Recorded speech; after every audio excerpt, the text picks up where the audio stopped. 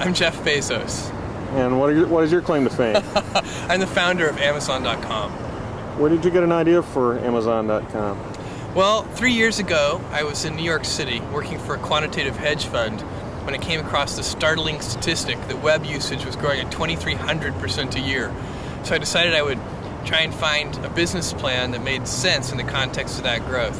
And I picked books as the first best product to sell online, which are making a list of like 20 different products that you might be able to sell. And books were great as the first best because books are incredibly unusual in one respect, and that is that there are more items in the book category than there are items in any other category by far.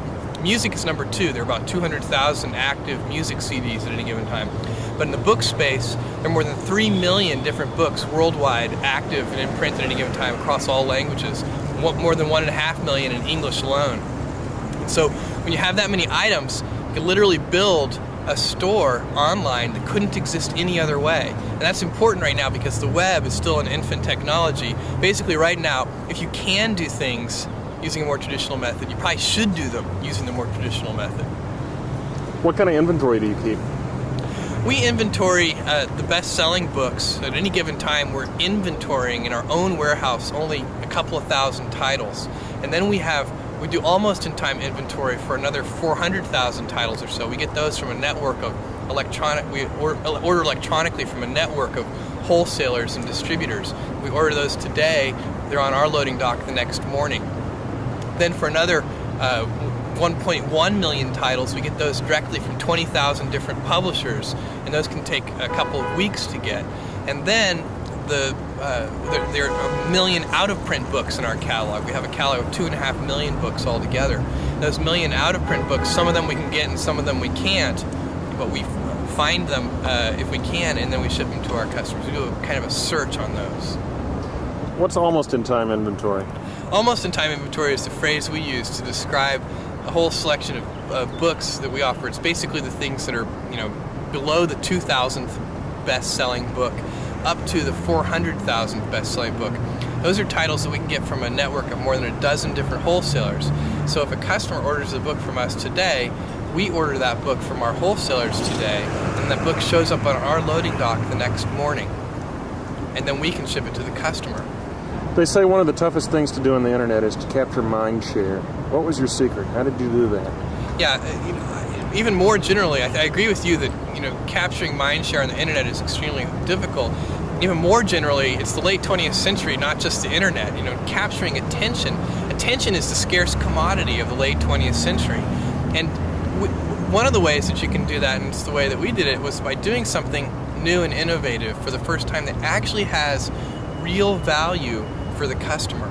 That's a hard thing to do, but if you do that, then newspapers will write about what you're doing, customers will tell other customers, and you'll get a huge sort of word-of-mouth fan-out, and that can really drive and accelerate businesses, and that's what happened with us. In the first year of opening Amazon.com to the public, we didn't do any paid advertising, and all of our growth was fueled by word-of-mouth and media exposure. I saw little ads at the bottom of the column of the New York Times. That was our very first advertising.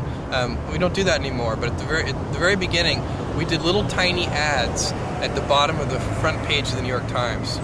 I thought that was very clever. It's sort of using a URL as a macro, because I read that it expands. We're a bookstore, click here. Right. That's a great way to think of it.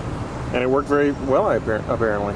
I don't know, the problem with that kind of advertising is it's extremely difficult to track. Put a different URL for every... That's the problem, is that you want people to start to learn your URL, so you don't want to actually use a different one. And it's very easy. One of the great things about online ads, we do advertising today in maybe 40 different, on different websites. We do banner ads.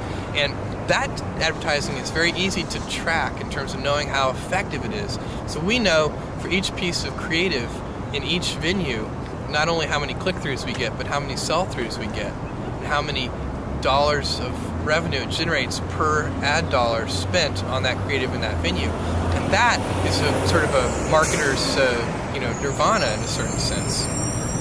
Well, it's an exciting place to be on the web right now. Oh, it absolutely is. I mean, it's just incredible. This is what's really incredible about this is that this is day one. This is the very beginning. This is the Kitty Hawk stage of electronic commerce. We're moving forward in so many different areas, and lots of different companies are as well. And the late 20th century is just a great time to be alive. You know, we're going to find out that I think a millennia from now, people are going to look back and say, wow, the late 20th century was really a great time to be alive on this planet.